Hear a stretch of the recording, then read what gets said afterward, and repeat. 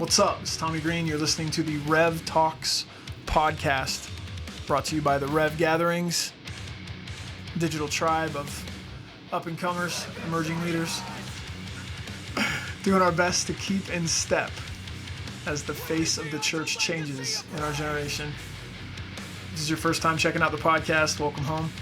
If you are a returning visitor, hiya. Feel free to subscribe, share it around, give us a 5-star review. Tell somebody.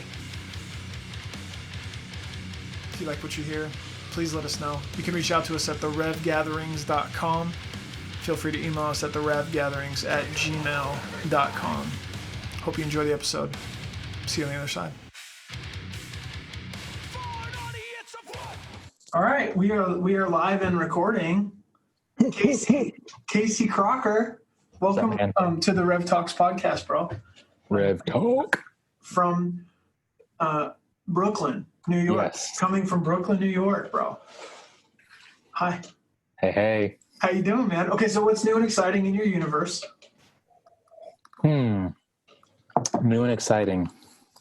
I don't know. Starting my almost last semester of school, which is pretty exciting. And how long have you been doing that now? School? Yeah. I mean, since I was like 5 years old, I think. Yeah. So, I mean, that's what, like 18 years at this point? Like, what the hell? Yeah. Nice. No. So it's just a 2-year program, but it's taking me a little bit longer to finish it. So this will be semester number 4, but I'll need one more semester after. Mm-hmm. Okay. And then what do you, for people that have never met you before, yep. People that maybe even some of the Rev kids that just didn't get a chance to catch up with you. Okay. Who are you? Where are you? Who do you love? Yeah. What do you do with yourself? Nice. So, my name is Casey. Born and raised in Texas, but I've been in New York City since 2013. So 7 years now. And man, I love people, though not always, and not forever, like, I mean, I'll put it this way. I love people, but that doesn't mean I always like them. Right. Mm-hmm. So sometimes they're crazy and hilarious and weird, and that's okay. So yeah, man, I love to see people come alive to who they are. I love to see people come alive to why they're here, where they're going, and the power that's inside of them. I'm convinced that none of us truly know our potential, and so we need each other to shine a light on that so that we can be everything that we were created and designed and made to be. Yeah. All right. I mean, that sounds good. Right. Yeah. Pretty stinking good. Okay. So what do you do with yourself out there? Yeah. So I'm a youth pastor for a church in Manhattan. And that looks like hanging out with middle school and high school kids, talking about life, looking at memes, TikTok, whatever. Right. Yeah. Right. I mean, I'm still over here recovering from Vine dying because of Instagram, but TikTok is already, taking its place, which is a little sad, but it is what it is. And hanging out with them, watching movies, talking about life, playing games, talking about Jesus and all of that, helping them see who they are and why they're here. Love to read, though I'm still figuring out how to do that. And I also love to play video games. Yeah. What are you doing right now? What games are you into right now? So right now I'm a big fan of Call of Duty Modern Warfare, which is the most recent one, came out last October. And yeah, I love it. It's fun. I mean, there's this thing called the COD rage, which is totally real. It's when you're getting owned by, a 9-year-old. Yeah, right. Whose like thumbs can move faster than yours, which is infuriating. But there's like sweet relief and solace and getting them back, which is also great. So That's so sick.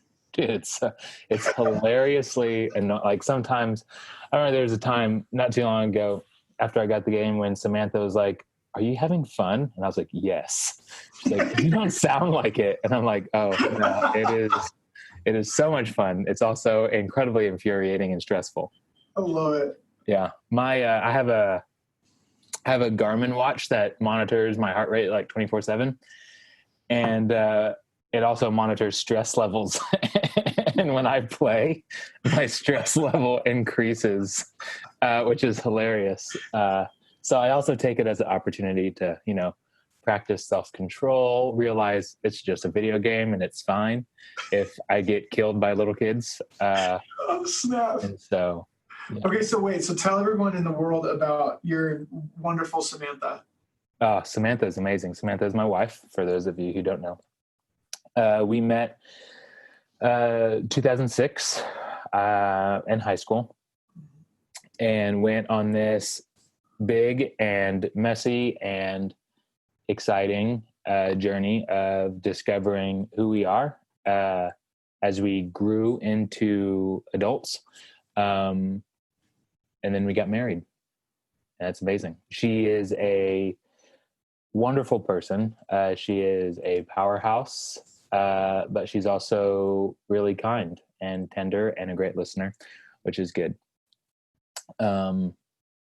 Man, I don't know. She's, I can't really imagine being with anyone else, which is interesting to think about, because we've known each other for so long, but also because we've experienced so much life already together. Like I met her when I was 18 and she was 16. I turned 32 in like a month and a half, 2 months. And so that's just weird to think about that for almost, not quite, but almost half my life I've known her, which is really interesting. Right. That's wild. And so it's nuts, but she's she's great. It's fun to chill and watch shows. It's fun to travel. It's fun to hang out in the kitchen. It's, she's a great person and I really enjoy it. That's awesome. Yeah. Okay. So, So riddle me this then, Texas. So what was your opinion of, cause you're talking like youth, like I'm a youth pastor. And so for, people in the Midwest, that might mean one thing. People on the West Coast, that might mean something else. For people in the South, that means something else. Like, what was your opinion of New York youth kids when you were from Texas versus what is for people that would have, maybe they have like something. What do you find that kids from your community or kids from the city, what are they actually struggling with? Where are they, what are they really dealing with? Yeah. It's really interesting because while New Yorkers and New York kids are entirely different, they're still humans, right? They are still wrestling with acceptance. They're still wrestling with identity and value and purpose and the meaning of everything, right? But they function at an insanely high level. The kids that I hang out with are super smart. And it's, I heard it put this way last week, and I thought it was a really, really poignant way to put it is New York kids, New York youth are 2 years older than their peers everywhere else. Right. So I'm hanging out with, I was hanging out with the 7th grader, the other week, and during our conversation, he was talking about how come he was basically asking questions about death and is God in control? Does he orchestrate everything and all of this, right? And he's a 7th grader, and he was wanting to know why do good people die? Why doesn't God protect them, but he protects people that don't care? Or he asked a very interesting question that might, be a conversation for a separate podcast, but he asked a question about why he put it this way. Why does God send people to hell if they don't believe in him? That doesn't sound like Jesus. And I was like, bro, that's a great question. And we need to talk about that in more detail, right? And so it's really interesting, right? And so he's a seventh grader thinking about that. When I was in seventh grade, I wanted my friends to like me. I wanted girls to like me. I wanted to wear certain clothes because I wanted to fit in. I was not thinking about life and the way that he is, right? Or even also, I don't know a lot of seventh graders that'll just be like, hey, I got to get up in the morning and I got to catch the train and I got to take it across town for like this other thing. I got to navigate all my own, like it's a whole world full of millions of people. Yeah. That does a whole lot for your like maturity. It's your crazy. awareness. Another thing that's nuts is you have to apply for junior high and high school. Why? Because there's a bajillion people or what? So there's public schools, which you could just go to if it's in your region, but you still need to have good enough grades to get into them. Wow. That's one thing, right? So like in fifth grade, for example, right, you take these exams to figure out which middle schools or junior high schools that you can qualify for, right? And as a seventh or eighth grader, you're doing the same thing for high school, right? Wow. And so some schools are designed to focus on certain skills or academics, not like a trade school, but schools that are better for science per se, right? And so these kids are already thinking about what they want to be when they grow up, when they're in elementary and junior high, right? Because why would you not want to go to the best school that you could go to for science, right? For the hard sciences and stuff like that. And so you're already curating your resume, as it were, for high school. Not like, when I was in high school, people were talking a lot about like, oh, you got to volunteer and do extracurricular activities because it looks good for your college resume, yada, yada, yada, right? These kids are doing it as middle schoolers. Wow. Which is like unreal. And so it's just all the added stress of that, right? With everything else that's going on in their lives and their bodies at that age. Wow. So it's just crazy. Yeah. Man, that's a lot. That's pretty cool. I like that kind of that statistic. I feel that way. I feel like my dad and my mom were like, they really were like, it was a different era when they were growing up. They were both born, they were like basically born and raised in San Francisco, but it's that same thing where like public transportation was the thing. She played ditch and like hide and seek for like 10 square city blocks with like 60 kids, and the game went on forever because you couldn't catch everyone. And it was like you made the city your playground in a lot of ways. And I think that lends itself to like an independence. And I don't know. Anyways, that's really cool to think about. Like, they are just they're navigating a bunch of different challenges. Whereas like kids from the Midwest or kids from another part of the country, they have their own unique challenges and perspectives. But I think in general, New York, to me, New York is like where movies are made, and it's where like rich professionals or like really amazing hip hop artists just like showed up somehow. But like childhood in the city doesn't usually get covered a lot. So it's intriguing by like that kind of dynamic. All right, that's wild, man. Okay, so New York youth pastoring. What are you getting your degree in? Biblical literature, with an emphasis in New Testament. So that basically means I look at the New Testament through the lens of the cultural, religious, and societal practices of the first century.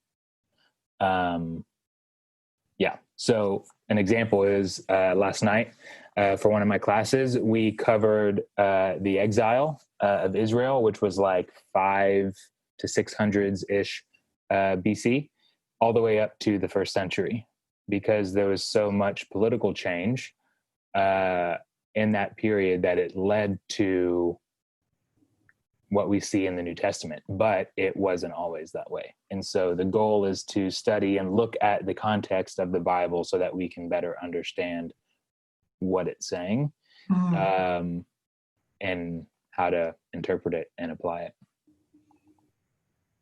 So like, I'm thinking of a fellow New Yorker. His name was the RZA, and he was the great mastermind in many ways behind the Wu-Tang Clan, and he said he appreciated the Bible as kind of like a holy writing, but he really looked at it mostly as mythology. Mm-hmm. Like he could pull stories out of it, he could pull meaning out of it. So I don't want to do that. But so I was thinking about the book of Nehemiah. That's like what I was, or Second Ezra, or what, I don't know, whatever you want to call it, or, whatever. But I was looking at it today, and I wasn't looking at it in terms of the historical thing of like, people that came from bondage, reestablishing their culture, rebuilding their city. I was trying to look at it in terms of like people with no self-control, reestablishing healthy boundaries. Yeah. So anyways, so talk about like for you, from where you're seated too, because you have to be looking at the Bible a specific way right now, like in a lot of ways. Like there's like the practical, like completing your degree. There's the part of the Bible that maybe your heart comes alive when you read it, and you're kind of straddling both right now. Like it's your homework as much as it's like your life source.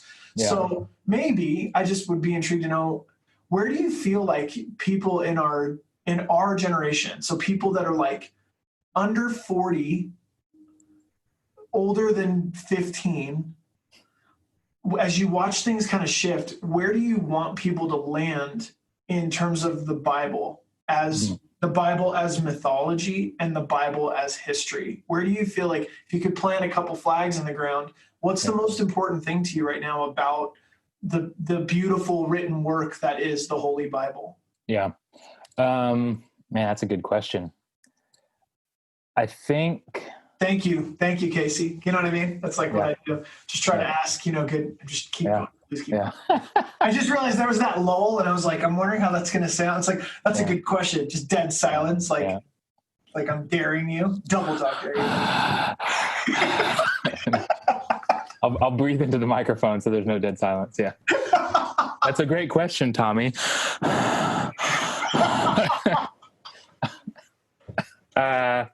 Man, that is a good question, because I think it's really interesting. It forces us to look at how we already view the scriptures. Mm-hmm. And there's a lot to say about that. I have a lot of thoughts about that. Right? Like, my background has played a big role in that. I grew up in church, but I grew up in a Southern Baptist church that wasn't very Southern Baptist, except for like a few things. Mm-hmm. And I also didn't really like going to church at first as a kid.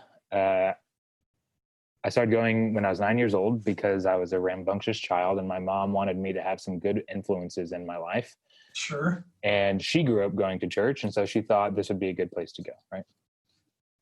But I remember like my 5th grade Sunday school teacher, I'm sure he was a very nice man, but he was boring and old, like, right? So like, I'm 9 years old, and this guy he had to have been like in his 60s, right? Which is older, sure, right? But I remember thinking like, man, this is just so boring. And so I'd ask to go to the bathroom, and then I'd never come back. I mean, the church I grew up in was a mega church, right? And so it was massive, and it was easy to wander around and not be seen if you didn't want to be, right? Yeah. So I would just go like wander and whatever, right? Because it was like, this is boring. But then junior high happened, right? And youth ministry was fun and exciting, and I made friends. But I just kind of went through the motions, Yeah. And my faith was always something that it was more of like an obligation and a duty than anything else. Right. And then, I go off to college for a couple of years, and my major at the time was music performance with an emphasis in jazz studies. And so music was my life. And then sure, Jesus was kind of there, but I was also like drugs, alcohol, party, I'd say rock and roll, but not so much. It was jazz. Right. So, I'm putting a pin in that. We're coming back around to that. So keep going, for sure. Right. And so I remember for like those 2 years, I remember walking up to a church in the town where my school was, and I remember looking at everybody, and I was like, everybody's old. Everybody is like an adult, and they look boring. They look square. They look religious. And if they were to know what I was doing and my background, they would judge me hardcore, right? And so I just turned around and walked away. I didn't even walk through the threshold of the church. But then through a series of events, like God does, my perspectives changed and my eyes were open to things that they'd otherwise been closed to, right? Wow. So that's like my faith journey to a degree. Like, I was the Christian kid. My friends at school knew I was a Christian, but I was also like, I was not that I remember ever really like super religious about it. I also remember like at an early age realizing that denominations were dumb. Because like my friends, right, would be like, they would identify as Baptist because we went to a Baptist church, right? And so when people would find out I was a Christian, they would say, well, what kind? And I was like, a Christian. Like, I believe in Jesus. And they're like, yeah, but like Catholic, Baptist, Methodist. And I was like, well, I go to a Baptist church, but I don't consider myself Baptist, right? And so that was like my perspective even in high school. Then you fast forward, right? God gets my attention through a series of events. And I'm trying to figure out my life. And so I start reading the Bible again by myself, for myself, because I needed to figure out what I really believed and why. Yeah. And then he like arrests my attention, as it were, in a way that God can do. It's like very aggressive, but also like really amazing, right? Like and like, if you were to step back, it's, we use terms like enraptured, right? Or he like I said earlier, like he'll arrest he arrested my attention, right? Those are very like graphic words, but that's what he does, right? Like, you look at Paul, you look at Moses, you look at all these things. It's like super like, boom, there it is. Yeah, right? yeah. And it's like he's subtle, but not always. And so I had to figure out what I believed and why. And so I started reading the Bible for myself, and that put me on a journey that led me to where I am today. But what's interesting about that, and I kind of share a lot of that, to say this: studying and learning is a way that I connect with God. Yeah. Right. Yeah. When I went on that journey to discover what I believed and why, I wasn't just reading the Bible, I was reading other books as well, but God was still leading and guiding me through that in very intentional ways. And looking back, I can say that he was speaking to me, even though I didn't recognize it was his voice.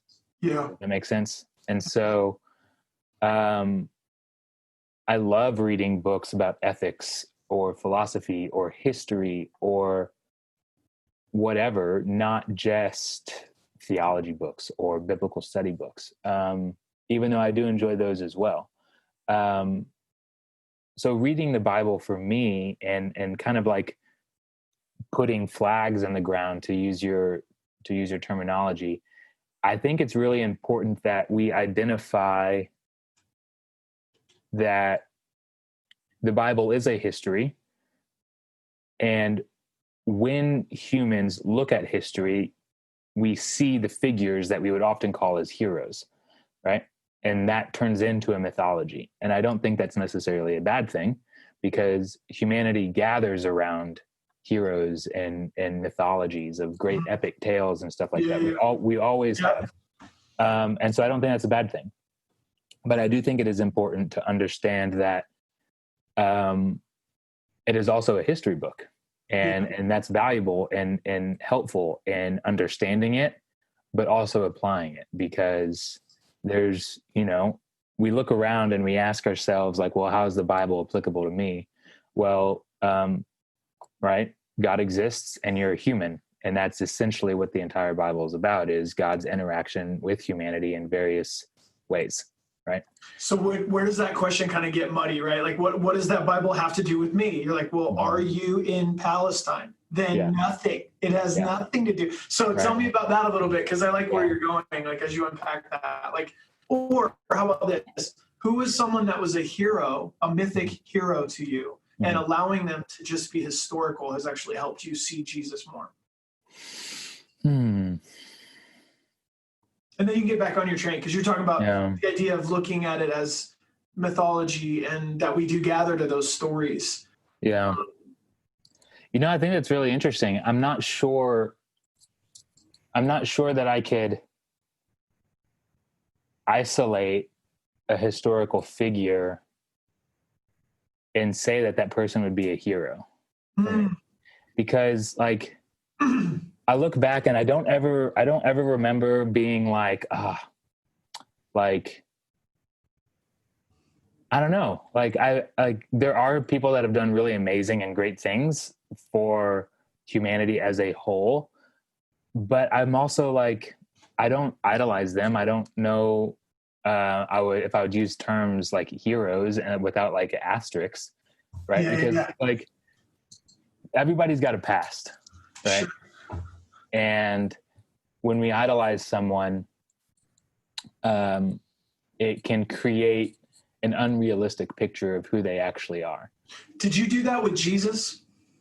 In what way? Did you make him like, that's one of my favorite things to think Yeah. through, is where am Yeah. I making him a concept, and Yeah. where is he actually, right? Like Sure. if he's just an image, then I don't Yeah. have to deal. Yeah. Right. And Did so you do that's, that at all? I don't know. mhm.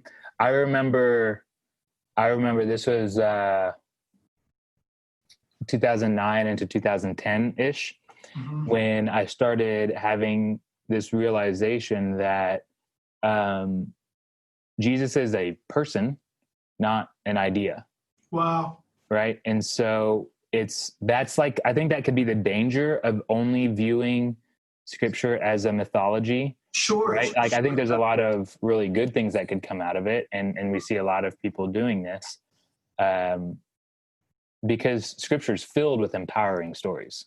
Right. And Yeah. we need those. Yes. But they're not just stories. Mm. And that's, in my opinion, that's where the real empowerment comes from.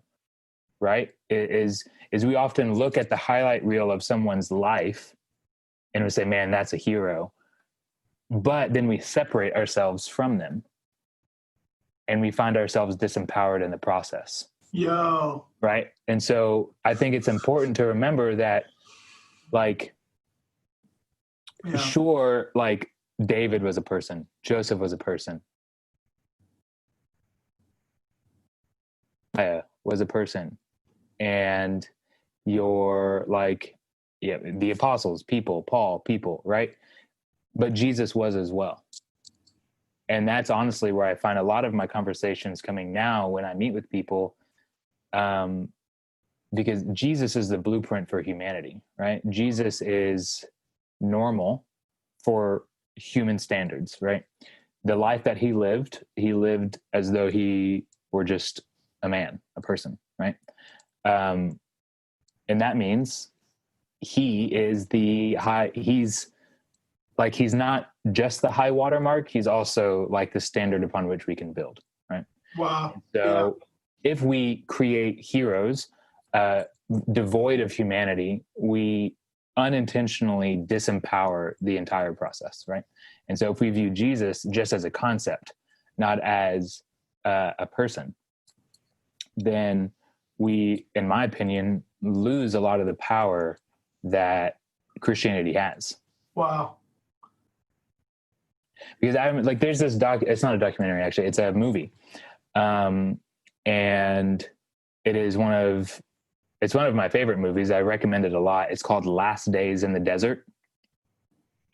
And it's a fictitious telling of Jesus's 40 days in the desert.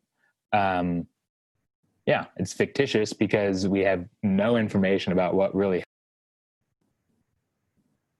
of temptation, right? Yeah. And so it's a really powerful story. And I remember when I first watched the trailer for it, I cried, and I watched the trailer probably like 30 times. Wow. Before buying it. Yeah. Okay. And Last Days in the Desert. Yeah, it's just insane. And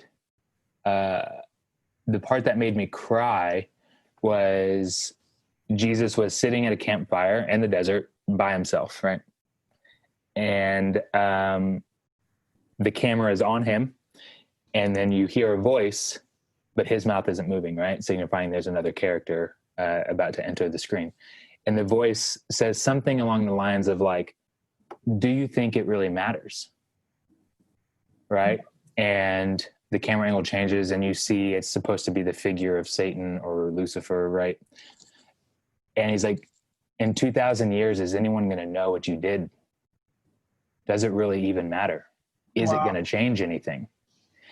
And bro, in that stage of my life and in that stage with my journey with God, that is what I needed to hear, is that Jesus was also tempted in despair to not do anything, because what is it really going to change, right? We had these dreams in our lives. Ooh, I don't hear your audio anymore.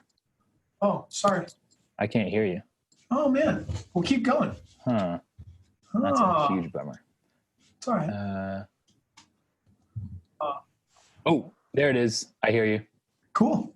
Did you accidentally mute yourself? No. Okay. No, I'm Okay. saying something else. Sorry. So who hasn't had that same, like right now, that's the voice, right? That a lot of people are hearing. It doesn't matter your life. What you're not him. You'll never be him. Like, wow. Okay. Right. Or even this, like the thing that's like so important to you, the thing that's on your heart, the thing that God is calling you to do, it doesn't really matter. What's it going to change? Right. And that's the thing is like, right. So that's where like viewing it as a mythology can be empowering, but if you remove the historical veracity of it, if you remove the human element from the scriptures, you are also disempowering it. Right. Which is kind of the genius of the whole thing. Like, why would God partner with the world like that? Yeah. If he was going to tell a story, he could tell it a lot better. Except in order for it to be a success, he's got to consider his audience, which is us. Yeah. So he tells it with us, through us, by us, and goes, can you see? Wow, that's really good. And so, but man, that documentary is really great. Or not a documentary, I keep saying that. It's just a movie. No, man, Ewan McGregor is Jesus in it. It's totally real. Obi-Wan is Jesus. And Lucifer, which also is the brilliance of it. Oh, snap. Yeah, dude, there's 5 characters in the story, but there's only 4 actors, because Lucifer, and they call him Yeshua, which I also think is really great, because the director and writer, it's the same guy. He didn't want it to be repelling by using the name Jesus, which is how most people in the Western world understand and identify the Son of God as Jesus. So he used his like Hebrew Aramaic name Yeshua for the storytelling purpose, which I think is really funny. Great. Okay. Right. But what's really powerful is that you see like there's also that like psychological element to it of Lucifer and Jesus are played by the same actor. They look a little bit different, right? If you look up stills from the movie, if you watch it, you'll see that Lucifer's a little more vain, has jewelry, looks a little more put together. His clothes are a little bit fancier. But other than that, it's the same actor, because if you think about it from like the human perspective, our biggest enemy, right, isn't necessarily someone that's out there that we can see. It's the voice or voices that we hear on the inside, right? And so like that imagery of they look like the same person but slightly different, I think is also really powerful. But yeah, that movie is 10 out of 10 would recommend. Wow. Yeah. Okay, so I'm going to ask this, I guess, because this is just one of my favorite questions. We're going to have people that are going to be on the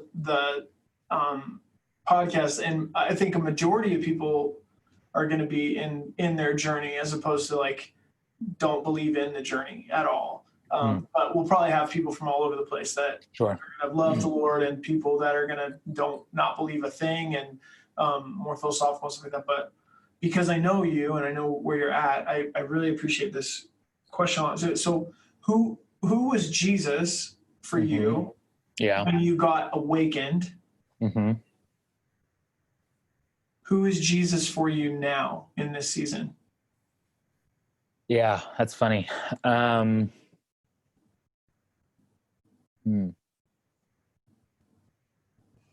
I think I'd say this. Right. So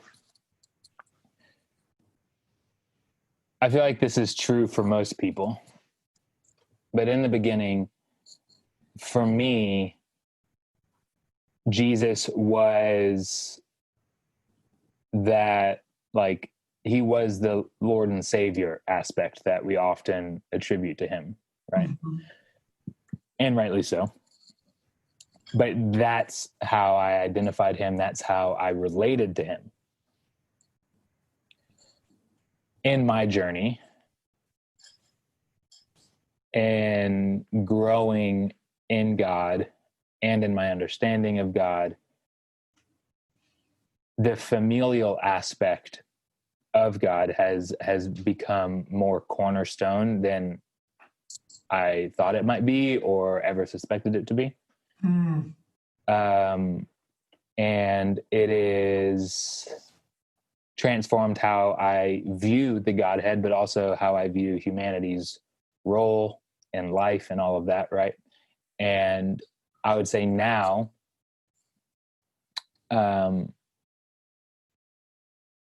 Jesus is more, he's still Lord and Savior, yes, right? That's foundational. Yeah. Like, yeah. But there's also like a brother aspect, right? And to use a little like theological wordplay, Jesus talked about how all of the law and the prophets, a way of saying all of the Bible, right? Because the law is in the beginning and the prophets were at the end. And how they viewed the histories and all of that was kind of all interwoven as well. But Jesus was saying all of this book speaks to me. And I think what's really interesting is there's this verse in Proverbs that we sometimes put on cards or we don't really know what to do with, but it says, there is a friend that sticks closer than a brother. And if we take this imagery and play with the mythology aspect of it, we have Cain and Abel, where Cain was not a good brother. Right. And so we, like, to use the type shadow phraseology, we have Jesus, who is a far better brother. Right. Abel had the better gift and Cain got jealous. Abel did more and Cain was jealous. Right. So Cain murdered Abel. Spoiler alert, if nobody ever knew that, sorry, now you know, right? It's not the same character, two different characters. That movie, there's two guys, one guy kills another guy. Yeah, right? And so... What a twist. Whoa. Yeah, so there's that. Okay. But then you have Jesus, and you look at his character and his nature as revealed through the four Gospels. And you see something that's very, very different from Cain. You see him saying things like, mourn with those who mourn and rejoice with those who rejoice. Cain could have done that. Cain could have rejoiced with his brother Abel. Wow. Right? You see Jesus saying things like, you're going to go and do better works than what I've done. Cain never said that. Cain got jealous. Right? And so if we look at the Godhead as a family, which I believe Scripture at a narrative flyover level does, then we see Jesus as being a big brother. Wow. And that's how I've been relating to him for the last I don't know, what is it, 2017? Or, wow, no, it's not. It's 2020. What the heck? Right? That's Prom. weird. Weird. Since like 2016, I think, is really when I started seeing Jesus as a big brother instead of just, oh, he is Lord and Savior and King, because he is all of those things. But if we take this familial imagery literally, which I believe we should, what does that make Jesus? Right? Yes. And so it's just different, That was all of that kind of came in. I was sitting on the couch here in my living room one afternoon. All the lights were off, and I was just thinking and trying to figure out what's going on in life. I was wrestling with my own issues, with family dynamics, Sure. not with Samantha, but like with my parents, and Sure. noticing things in myself that I wasn't proud of or pleased with, and seeing how I inherited those unintentionally through my parents, right? And mourning a relationship, mourning a relationship with a person who is still alive. Wow. I'll put it that way, right? Yeah, sure. And I was like, this person is my dad. Right? Plot twist. Yeah, Yeah, right. sure. So, I say that because I'm sitting there laying on my couch, and I'm like, man, God, I don't know how to feel about this. I don't know what to do through this. And man, Jesus, if you really experienced humanity in the not good ways, yeah, where did you experience this? Yeah. And if you fully sympathize with us, yeah, you sympathize with me in this. How do you do that? And how, right? Yep. And that's when I the Rolodex of my brain, right? The Rolodex of our brain. I started cycling through things, and I realized, in a fresh way, that we never hear from Joseph again after Jesus's, when he's 12 years old. Mm-hmm. Where did he go? Yeah. What happened? His brothers and sisters are mentioned a handful of times. His mom is clearly present and around. Yeah. What about Joseph? Mm-hmm. What about his dad?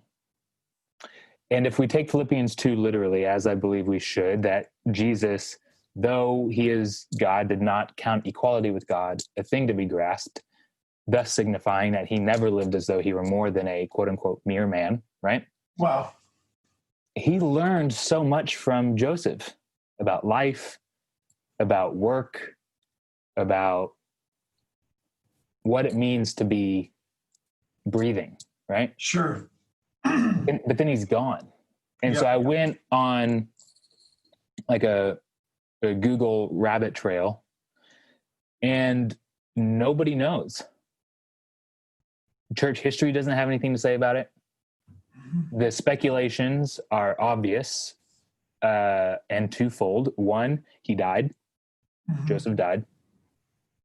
Or he left. Sure. We have no idea. But that's that means he can relate. Yeah. Right? Whether it's Joseph died or Joseph left, it's reasonable to conclude that there was at least one time in Jesus's growing up where he was like, something isn't as it should be. Wow.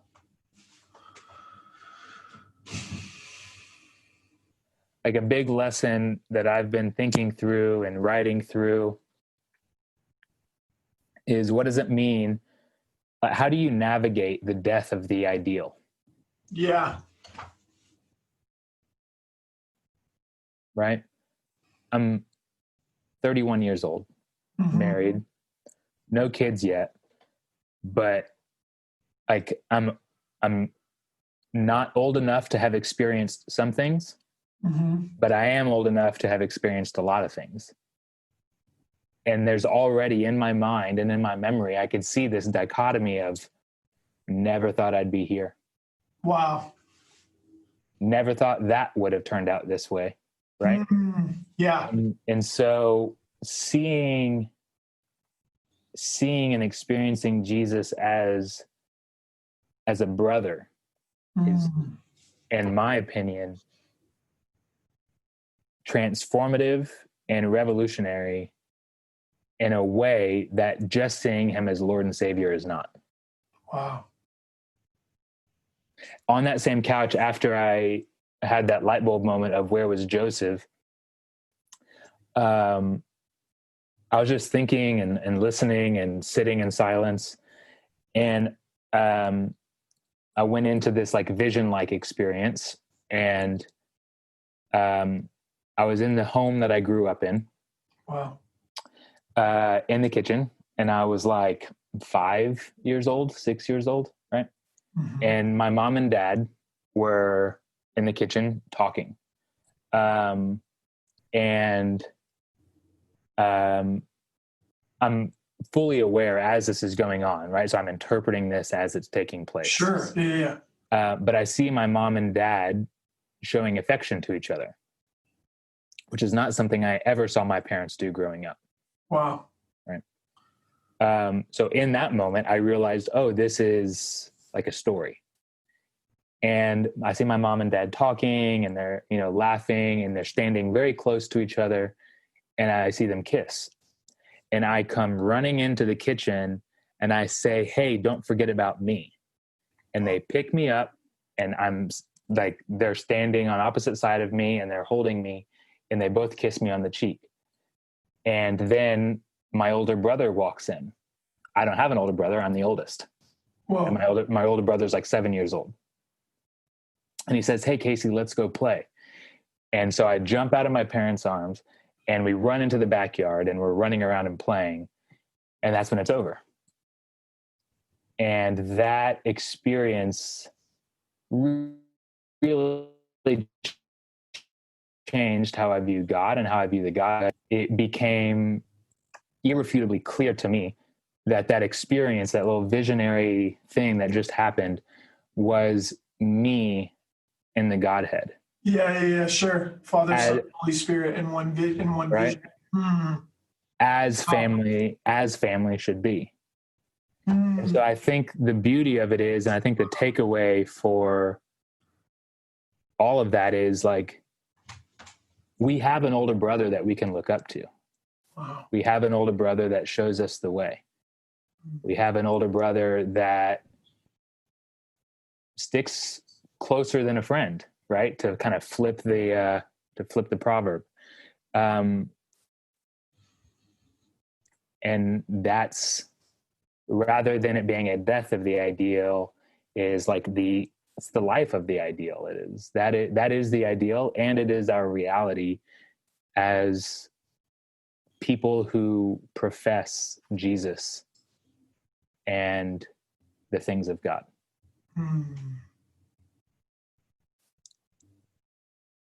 That's beautiful. That's really powerful, because it's super good, man. Right? Like that has changed so much in how I view God, how I view people, how I view myself.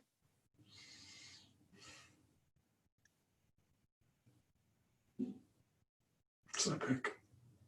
It's epic. Because Jesus, there are things that if we remove the historicity of Jesus, of Scripture, that if we erase that, it loses power. And that's one of them.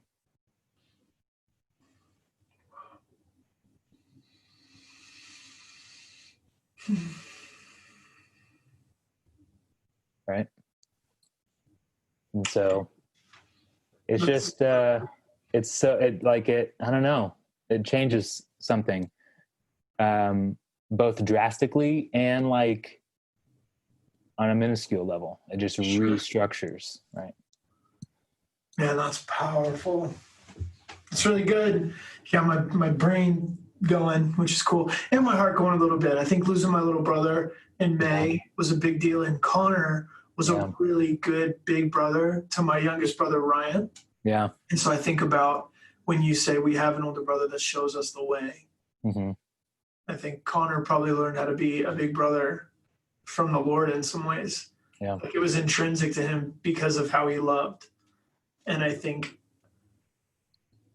that's really cool. I just think about brother. Anytime I think of like brothers and stuff, I'm like, man, that's really powerful. And I don't know if I fully know Jesus that way. Because I think I view Jesus, the humanity part of Jesus was as my bridegroom. Mm. Jesus with skin on was the dude I'm going to marry. Yeah. Less so like I'm the older brother in my family. So that relationship is like someone smaller than me. Yeah. And so an equal partner as a human in the Godhead makes more sense on that level to me. It's also been the thing that I think caused me to fall really, really deeply in love with him.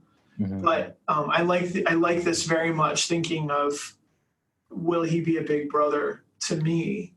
Yeah. I hear people say these things and I go, well, yeah, of course. Cause he's like, that's where we still have a touch from God is the brilliance of our whole history, the brilliance of our tradition, the brilliance of this spirituality is that we have a God that fully embraced our experience so that we can see what God is actually like. Yeah. Right here. That's powerful. Doesn't happen a lot of other places. So anyways, it's so cool. Okay. And that deteriorates if God is just a concept or an idea. Fact.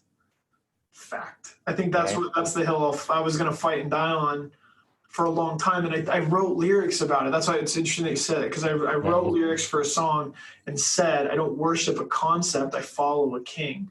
But to me, I felt like in that space, that's the defiant part of me that's like, Chrissy Green is a real human, so like don't, because that's a real human. You know what I mean? Like don't write a story about her and act like you know her. Like I know her. Like, so I think on some level there's that the reality of relationship is true. I like that. I like the way that God has connected with you and the way that you've connected with God in Christ as a brother, that familial relationship. It's so powerful. Man, okay. Because see, if we look at it that way, as it really is, so much of it changes, right? Like, what does it mean to be human? Mm-hmm. So many different answers to that question. Most of them are inherently limiting. Yeah. Right? Yeah. I think Scripture tells a different story. I think to be human is to be like God. If that's what if Jesus is the blueprint, that's what it is. Right. As he is, so are we in this world. Right. Wow. Yeah. And if we look at the context in which Scripture was written, we see this battle with idolatry from the onset, pretty much, right? And in our context, it feels silly and it feels weird because it's like, oh yeah, they create these little figurines and then they worship them. So dumb.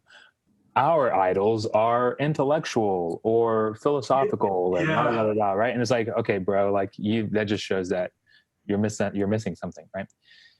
They believed that when you would carve this idol and you'd finish it and you'd dedicate it, that the spirit of that God would come and inhabit the idol, right? Yeah. What is humanity? And what is Jesus in human form? Like the perfect carving of God in a human being. Wow. Right. Okay. But go back to Genesis 1 and 2. An idol and an image are the same thing. they'd create images of their gods. Mm-hmm. God made us images of him. Yeah. So from the onset, we've had this hardwired in our created DNA, this reflective glory thing. Right. That's who we really are. That's where we were meant to be. And what we see throughout the Old Testament is this roller coaster ride of God and Israel, but metaphorically humanity, right? Because the Israelites were humans just like we are, right? But we see this roller coaster ride between God and Israel, the Hebrews. And it's like things just got lost. And it got worse and worse and worse leading up to the time of Jesus. What's insane is that there was this guy, he was a emperor, and I'm blanking on his name right now. His name was Antiochus, right? Antiochus Epiphanes. And he was a emperor. And this was like 160s BC. And he, through the Hellenization, right, through the cultural transformation that the Hebrew people were experiencing with the expansion of the Roman and Greco empires, we see Hellenization take place, right? They start speaking Greek, they start practicing Greek things, right? This guy essentially got all of the Jews in Jerusalem to stop worshiping God through cultural influence and things like that, to the point that he dedicated their temple to a pagan god, and he would sacrifice pigs on their altar, something that they would never do. And all of the Jews were implicit in this. They were like, oh, okay, sure, yeah. Except for the Jews in the surrounding villages, right? And the diaspora. So things were like trashed. And then Jesus comes to show us the way, right? These are all things that we all already know, right? Like Jesus came to show us the way. All have strayed, yada, yada. We all know this. But we disconnect it from the humanity aspect of it, of Jesus is our example. Jesus reminded us of what it means, right? And I'm sure people will be upset by this, but reminds us of what it means to be a human in relationship with the Father. Yeah. Right? Yep. And so Jesus functioned as a mirror in a really beautiful and powerful way. And I believe everybody knows this. They either just have never been, they've never been shown it. And so there's no recollection or recall or light bulb moment, or they're just, they are missing something. But if you look at like, why did all the sinners, right, the outcasts, those who were rejected, why did they all love Jesus? Because they saw who they really were in him. Yeah. And he made room for them to come be close. It was possibility. This could be real. Exactly. All the religious leaders hated him. They didn't want to hear that. Because they saw who they were in them, right? Yeah, and probably where they'd compromised and where they'd grown Absolutely. And like how far they had fallen. And absolutely. I said to be the other day, that's what I said. I was talking at a church or something. I said, hey, in order to become the truly prophetic people that we need to be, we need to embrace the message of, hey, I was wrong. Yeah. And I think that's like the gateway of like, now you've got empty hands, and now you can actually pick up your prophetic meaning again. Yeah. But we're doing the same thing, I think, in a lot of ways in culture. If we forfeit the power of a nation state or the power of some government over the power of the love of God, the truly subversive, countercultural love of this Jesus, I think we do the same thing. And then he shows up for other people saying it's possible. And we in the kingdom realm are like, no, not for them, not that, not there, not them. Like, and we don't want to let go of where we've lost our way. I've been that guy for sure. So, gosh, that's powerful. Erasing the humanity of Jesus reinforces an us versus them mentality. because Jesus embodied the destruction of us versus them. So Everybody was involved. Everybody was invited. Everybody was accepted. Everybody had a seat, right? yeah, Except for those that didn't want to take it, yeah, right? And so what we see, and I think this is like the big, I foresee this being the big message that the church has to offer, and coming into, I guess, a new generation or whatever, word you want to use. Like right now, I think the big thing is that to be human is to be like God, and to be like God is to look like Jesus in every sense, right? Say it again one more time for the people in the back. Oh gosh, I think I said to be human is to be like God, and to be like God is to look like Jesus, right? And so, what do we see in Jesus? We see someone who is powerful, both emotionally and spiritually. Yeah. We see someone who walks in power, right? Like the gifts and supernatural and all that stuff. But we also see someone who's gonna go talk to an outcast at a well. Yeah. We also see someone who's going to invite himself over to dinner with a guy that the church, the religious people would spit on. Mm-hmm. We see him choose the rejects to transform a culture. Right? That's like one of those things that, like, I had a youth parent meeting on Sunday night with the parents of my youth. And I went on this rabbit trail because it's one of my favorite things to talk about, at least as it pertains to youth. I love the church. I love people. My big life goal is to see the church walk in maturity. Right. Yeah. And right now that looks like ministering to young people in New York City.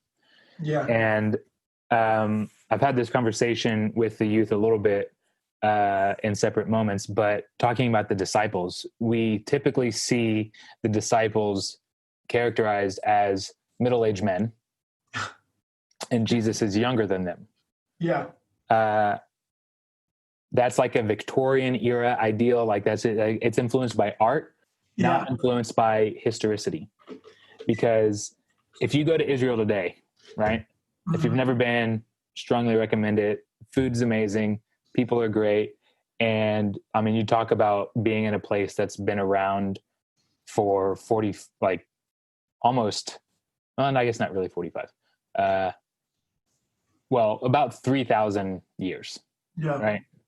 America is like infant, right? Yeah. A fetus in comparison to the Middle East, right? Mm-hmm. And so you're walking around and it's just a place that's filled with history. It's amazing. But if you go to Israel and you go to Jerusalem and you go to the temple, you'll see rabbis walking around and you'll see them with their disciples, and their disciples are children. What we know about the religious context for the Jews in the first century is not extensive or exhaustive, but there is enough that could point to a reality that we can study and understand beyond a shadow of a doubt. Yeah. One of those things is that the disciples were still children, just like they are today. If you go to the temple, you're not going to see a 50-year-old man following around a 30-year-old rabbi. Yeah. You don't see that. You'll see children. Mm-hmm. They use the term Talmudim. It's their disciples. You'd pick them and they'd follow you around and you'd live life with them. You'd eat with them. They'd talk to you, tell you stories, teach, like you'd follow them, right? Yeah. We have every reason to believe that that's how it was 2,000 years ago as well, especially because there's a passage in, I think it's Matthew 18 or 19, where Jesus tells Peter to go cast his rod into the sea, and the first fish he'll catch would have the temple tax for he and Jesus, right? Yeah. Because the Jews were like, hey, aren't you going to pay the temple tax? Yada, yada, yada.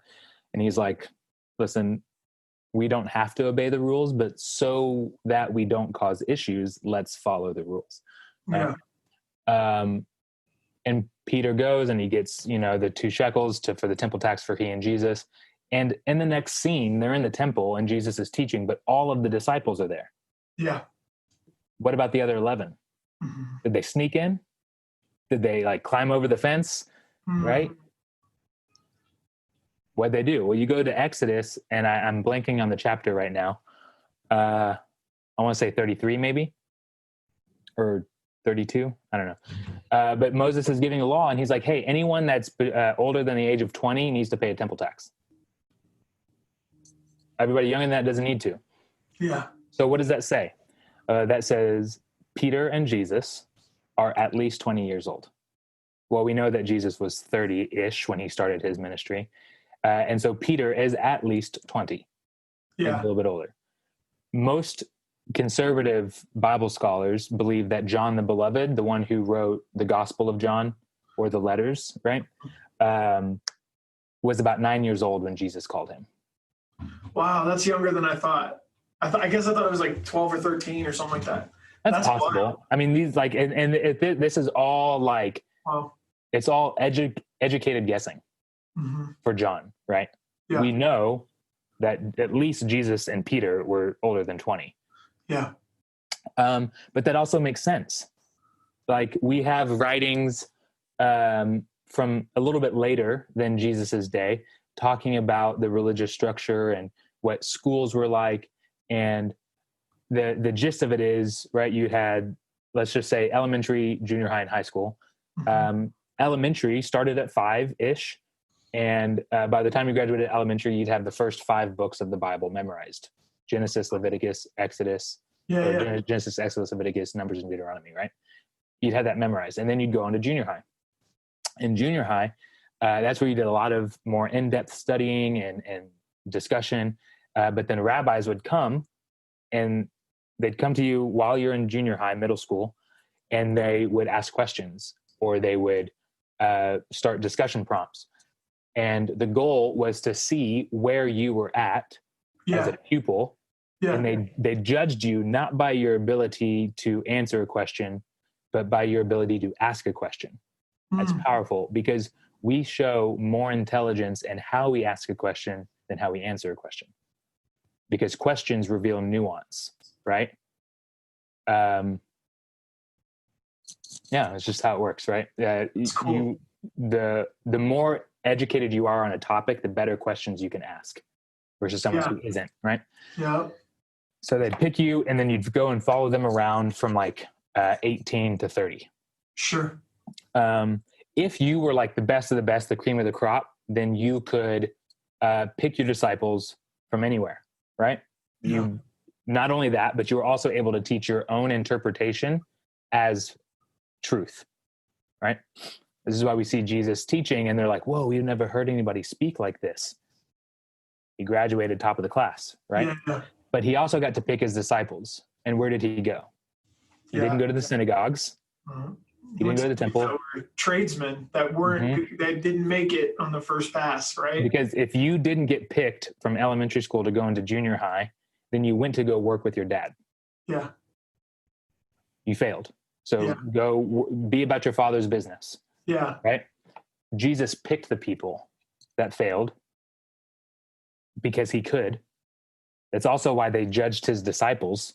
Yeah. He's like, who are these people? He picked the ones that they would have never picked. It's so powerful, right? He's amazing. So powerful. He's the crow. He's the best. Right? And so he's the crow. That's funny. He's it, dude. Yeah. But yeah, man. So I don't know. I feel like I'm rambling now, but no, that's powerful. So again, the whole point of this was if we can look at, because the reason I fell in love with God is because I felt like I connected with Jesus in his humanity. Yeah. And that was the only way that the door, but he said it, you know what I mean? Like if you'll see angels ascending and descending on the Son of Man, that's the gate way to this experience. So I connected with them as a person, and that was oh my gosh, when I read a story in the Bible, I would just go, you were like a real guy. Yeah. And so I think it makes the mythology of the Bible can be even richer when you're grounded in the humanity of Jesus. Yeah. Because I think that's like the best place for us to stand is like humans on that journey. So it makes tons of sense, man. Like, so for you as a youth pastor, you're sitting with a group of the parents and the people that go to your church and saying, listen, this is exactly how it's always been done. Yeah. Whether you know it or not, like this is the prime time for your kids. Yeah. That's powerful, bro. Because you think about like most people go to the supernatural aspect of the disciples and the things that they did, which is fine. I think it's good and it's natural to do that. But picture junior hires doing that. Yeah. Right? Picture your kids running around, putting their hands on people and them walking when they've never been able to walk before. Yeah. That is a characteristic of being in relationship with God. Yeah. Which is what we were designed to be, right? And Jesus shows us that because Jesus was a human. He lived, he breathed, he ate, he farted, right? Like, and so when we look at Jesus, we shouldn't, in my opinion, just see a Lord and Savior, right? We should also see a brother, right? If he is a king, which he is, then we should see ourselves as his heir, which we are. Yeah. Right? Which means, and this could be controversial, but our potential is embodied in the human of Jesus. If we take Philippians 2 literally. Yeah. Yeah. If we take the Gospels literally. Well, if we take Jesus at his word, the things that I did, you too will do. You'll do greater things than these because. Yeah. So I guess, so then to sum up some part of what you've said earlier is to divorce Jesus from his humanity in his mythology is to disempower all of humanity from access to greatness. Yeah. From walking in their designed opportunity and potential. Isn't that crazy? That's powerful, bro. That's super good. Okay, that happens all if you separate the historicity from the story. Yeah, which I would agree with. I love this trail that we got to go on. So here's what I want to do. First thing is, where can people find you if they want to hit you up, if they got questions or anything like that? If they've got stupid things to say, you don't have to ever answer any of that. But if people just want to hit you up and like talk and you've got capacity for it, where's a good place for people, social media or whatever, to like just reach out? Yeah. So I'm on social media. I'm not super good always about following it, right? Yeah. But like I'm on like Instagram and Facebook are the same. If you just search Casey Bolton Crocker or Casey B Crocker, you'll find me. Cool. I'm friends with you on both platforms. So if they just go to you and look at the followers or whatever, right, they'll find me. I'm on Twitter and I think I use that maybe 5% of the time. Yeah. But if you want to follow me there, you can. I'll take it. It's at Seas Eternity. Yes. Which is like that's kind of like a website brand thing that I've been, I guess you could say, building, but I haven't done a good job. Yes, dude. But the idea of like, you seize eternity. Why settle for just one day, right? So, so there's that. But yeah, I would say that's the best place to do it. That's cool. Okay, so then what we're going to do too is I just do this at the end. What's something that the Rev crew can like be believing with you and Samantha for? Like what's something we can pray for you for right now? And then when people hear this, they can keep you in prayer. Yeah. Oh man, that's good. Well, we've been talking a lot about kids. Yes. Right. Yes. Right. I like that a lot. So that, right. I hope to have, an heir Yeah. within like the next 2 years. Come on, man. Right. If everything goes as it's designed to go, I'll put it that way. Sure. Right. So. All right, man. Well, I'm going to pray for you right now, and then Thanks, man. I'll let you go. So, Father, I just pray for Casey and Samantha right now. And Holy Spirit, I pray for Casey as a man and as a son, as a husband, as a disciple, as a teacher, as a shepherd, as a glorious and awesome human being. And I pray for his beloved wife, Samantha. God, I pray for their family in the making, and just the journey they've been on as individuals and the journey they've been on in their covenant together. God, I pray that you give them like amazing, amazing, amazing children. And God, that in their own journey, like they will never be fully ready, and it will never be more exciting than it actually is when it actually happens. And so God, that especially for Casey, like he wouldn't overthink where he is or where he's going, but God, he's got everything that he needs to be an amazing father. And so I just pray for him as a dad, and I pray for Samantha as a mom, and just their life together. God, I pray for the stuff he's doing in New York City right now. Pray for their church community and the stuff that's in front of him. And I also just pray just for his friendships and his relationships, God, that he'd have really deep friends, really powerful conversations, and that their marriage together would be like full of romance and full of connection and full of so much life, God.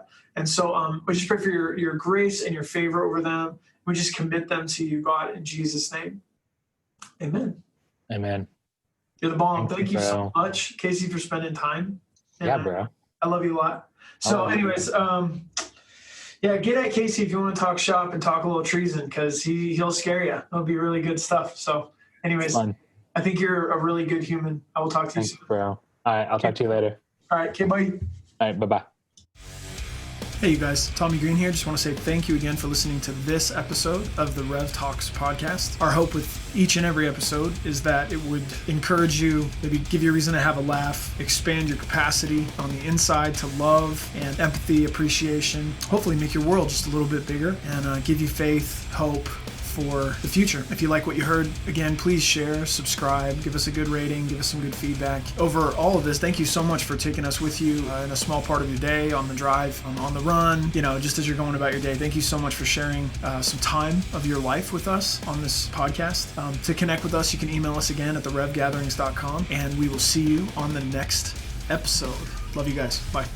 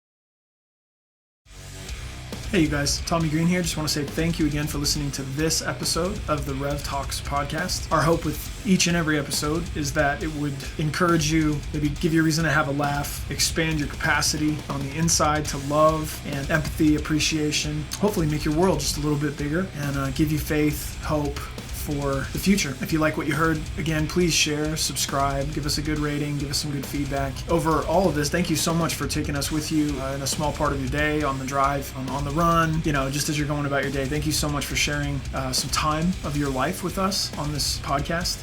To connect with us, you can email us again at theREVgatherings.com, and we will see you on the next episode. Love you guys. Bye.